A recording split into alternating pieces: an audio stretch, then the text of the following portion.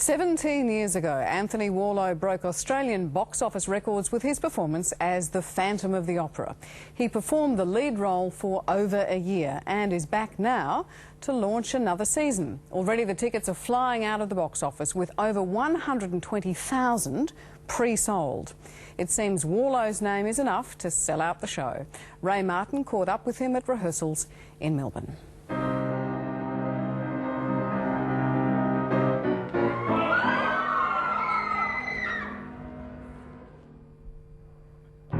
He's back, the greatest Australian musical star in the world's grandest, most expensive musical. Did you think that I had left you for good? I just feel very much that this is now mine, really mine.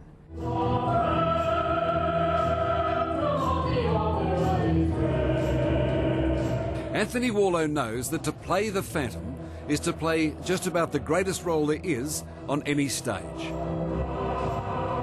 It is. It is a phenomenal beast to play, really it is. And with all the drama that goes with the role, the most satisfying thing is getting to the end of the performance and knowing that you have achieved so much, given him so many colours through the night. Nervous?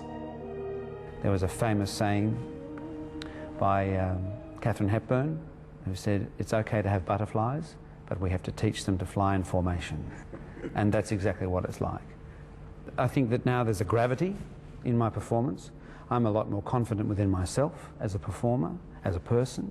I've lived a life now, you know, and I can put all these elements into this character.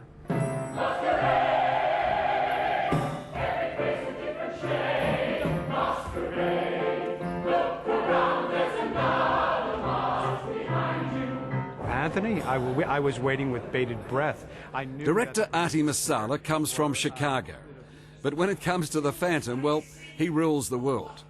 Along with Hal Prince, his legendary mentor, Artie has launched the show in 25 countries. 80 million people have so far seen it. He thought that Anthony Warlow was world-class when he first picked him all those years ago.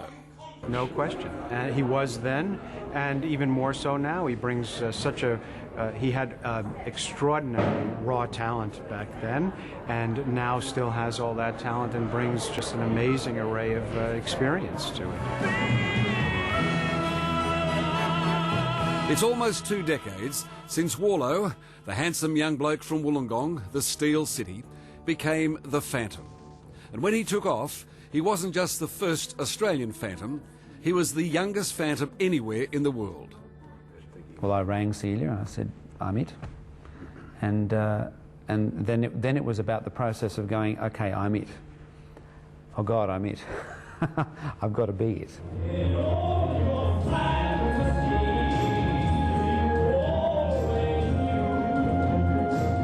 It was the biggest thing in the country. And the beautiful thing about it is that in the industry, it still is the biggest thing, the biggest original thing. For the last 20 years, nothing has come close to it. As far as music, romanticism, darkness in the theatre, you can come out of this theatre and be whistling da-da-da-da-dee-dum, da-da-da-da-da-da. Turn your face away. Warlow wasn't even 30 when he got the role. 1 million people loved him at Melbourne's fabulous old Princess Theatre, and the critics raved. He was offered the role on London's West End. But then, just 1 year after he got the gig, he ripped off the mask and walked away. Yes, I walked away. Why? Because I had achieved the role. I was tired. I felt that it was time to move on. I wanted to do other things. And I remember saying this to you. I will say this, though. The press were a little bit cruel because there was this whole thing of throwing in the towel. I didn't throw in the towel. I was getting ready to do something else, to create a career. But Anthony, you know that 1 million people walk through these doors to see you play the Phantom. They wanted you there next year and the year after. Man cannot live on Phantom alone. You know, I needed a rest. But there was no rest. There was a hot new album to promote and a new lead role in Jesus Christ Superstar. And then I was struck down by the lymphoma. And that was a time, really, that was someone up there telling me, just take it easy, just rest now. And the first thing that I felt went was the ability to sing. It wasn't that it was throat cancer or anything like that, but the ability, the strength that I had and that is required to sing, physical strength, was gone. Do you remember when the specialist said to you, Anthony, I've got bad news? Well, I fainted, is what happened. I was at the RPA and the oncology ward, and the doctor had me in there, and he said to me, this is a malignant tumour. We don't know what sort it is. We think it's something called Burkitt's lymphoma, which apparently is extremely rare, and maybe there isn't a cure for it. He said that? Yeah. Bang, I went out. Did you think you were going to die? I think I have to be honest and say there were probably moments where I did. Doesn't need to be a big do-si-do, but it just needs to make its way here and there.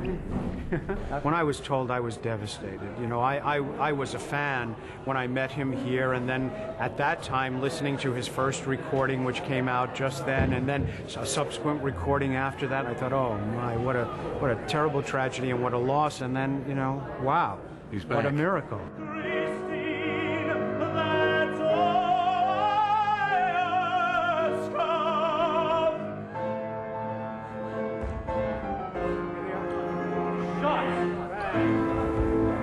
Now, part of that miracle meant that in getting his life back, Anthony lost his hair.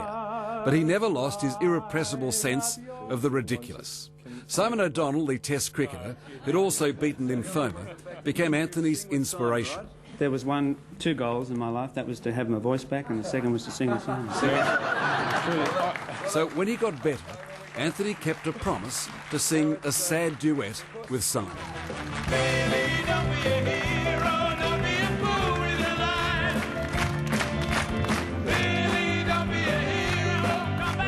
Is that the worst musical moment of your life? Yes. Yes, it was. Sorry, Simon. Been invited on dates. But forget that tragedy. It's been all musical triumphs since beating cancer. Platinum albums, sold-out national tours, and the biggest shows. I am Don Quixote, the Lord of La Mancha. Always the main event, matching music and madness with the likes of Farnsey and Olivia. Simply the best. What about the edge of freedom? So why come back? Well, why come back? I was asked about 2 years ago if I would contemplate coming back to the role, and my initial response was no, because I had achieved it.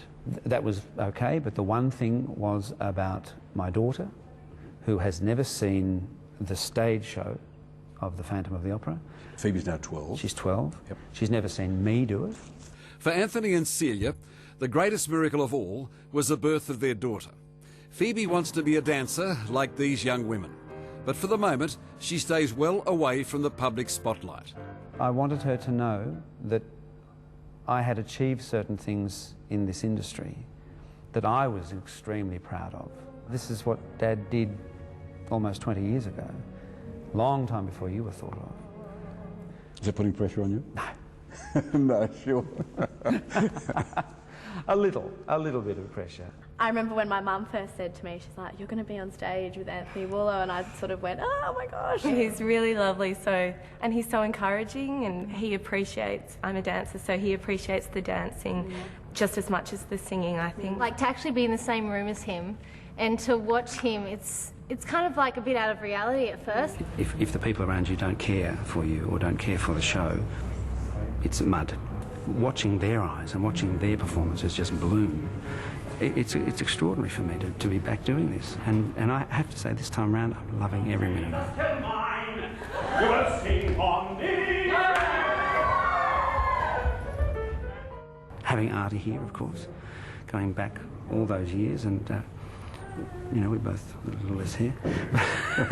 He said to me on camera that he breathed a sigh of relief when you said yes. Well, I couldn't find anyone else. Well, that's very flattering, very flattering. But he's a great commander of the stage here, and he knows so well how the show is meant to work. 17 years ago, when I asked you whether you were too young for this, yeah, you said, well, no, that Marina was only 27 and you were barely 30. That's right. And the Raoul was only 28. And you said if the Phantom was 45, he'd be a dirty old man. You're 45, Anthony. Dear, I say these terrible things when I'm young. So we do say silly things when we're young, don't we? Wandering child, so lost, so helpless. There is an element of lustfulness in this character. There is. There was then.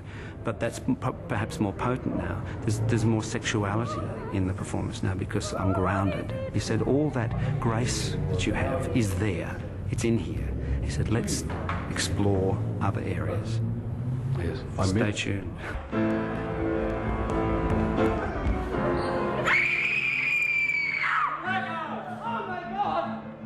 The fact is, Anthony Warlow is pure roll gold at the box office in Australia. This production of Phantom has already sold over $12 million in tickets, 120,000 seats altogether, and they're still in rehearsal. But for Warlow, the superstar, what about Broadway in New York? What about London's West End? For 20 years, those who know the business, like the legendary music maestro Tommy Tico, have all expected Anthony to conquer the world.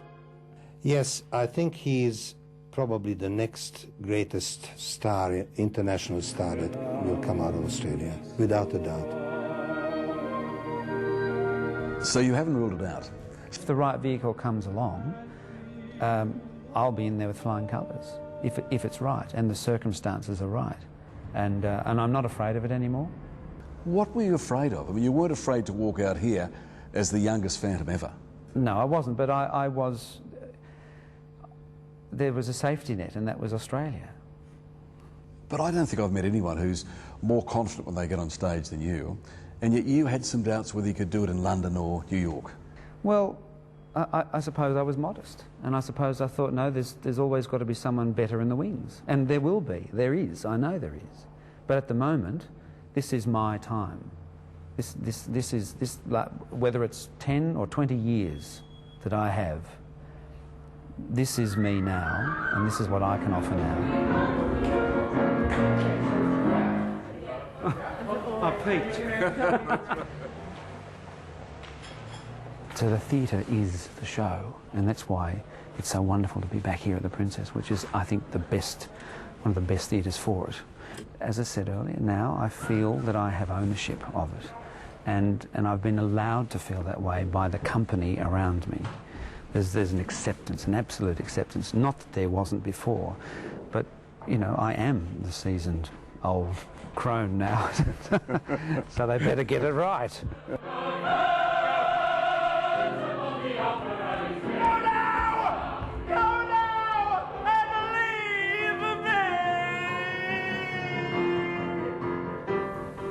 Incredible access by Ray Martin. Now, am I right to say you've never seen Phantom of the Opera? I've never seen it, no. Oh, yeah, we've got a date in that, because I'm going to take you along. It is that good. If you haven't got a ticket already, try and get it, especially with Anthony Warlow in the lead. Now, the Phantom of the Opera opens at the end of the month in Melbourne.